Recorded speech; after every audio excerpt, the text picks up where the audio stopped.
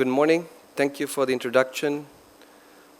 Chief of Defense Staff, General Anil Chauhan, Air Chief Marshal Amarpreet Singh, former Air Chiefs, ladies and gentlemen, and Air Vice Marshal Anil Golani.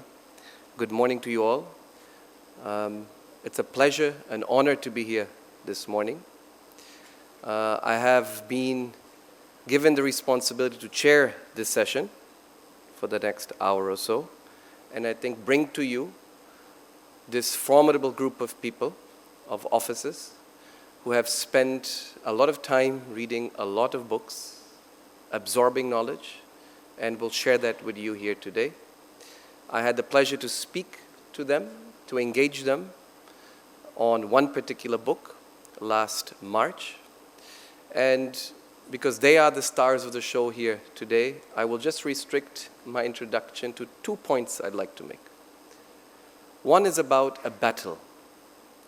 And I have to commend the Air Force, DG Golani, also the current Air Chief, former Air Chief who's sitting here with us, who first thought about this course back in 2021. Because this is a battle, what they have gone through. There are many battles. We speak about scholar warriors. I think later this morning we'll hear from General Chief of Defense Staff on the idea of scholar warriors, and keen to hear from you, sir, what that idea is from this perspective and from your perspective. But a scholar warrior faces many battles. And what they have gone through is a battle of engaging with 50+ books, one book a day, reading the books, engaging with the books, from the front till the end, understanding where the authors come from, what the ideas are in that book. And that is a very tough task. It is an intellectual battle. It is a battle of knowledge. And it's actually a dying form of fighting a battle. We read so much today, so fast, but also so little. We read tweets, we read Facebook posts, we read headlines. But reading a book, 50,000 words, 100,000 words, from cover to cover, following an author, an idea, a strategic concept, is something that is commendable, is very difficult, and I dare saying is a dying art and a dying way of fighting a battle, of absorbing knowledge. And therefore, this course is an excellent course because it pushes these men into a form of battle to understand, hold, go deep, instead of coming out very fast with quick ideas, quick fixes. And that is, I think, in a sense, the first word I want to say in terms of understanding how important this course is, how important it is to go deep and beyond the shallow surface of ideas, concepts that we throw at each other often. I do this myself in my think tank world. And therefore, I think it's a privilege for them to do and have fought this battle and come out of it, and we'll hear today what they have brought back from it.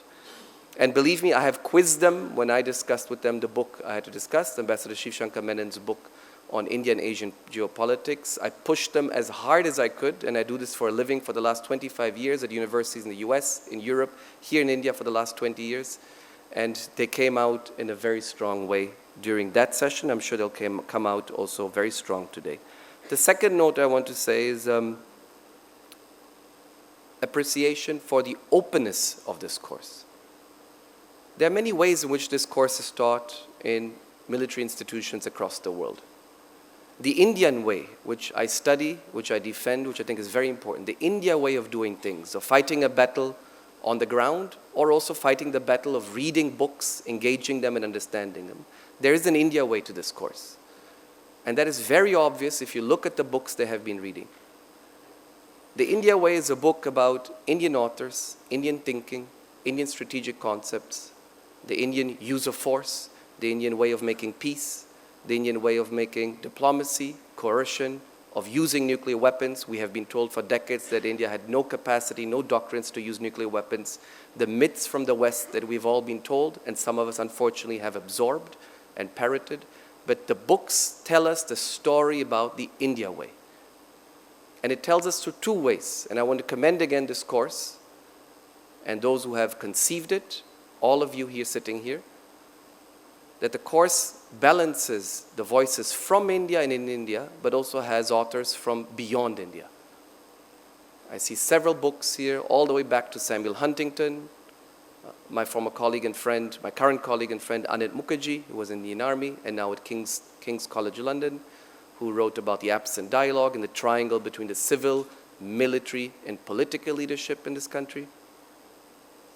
So there's a very good and commendable balance of openness, which I think marks the India way of intellectual progress, of thinking, and of development of new ideas. And I'm not sure this is always the case in all other military institutions around the world.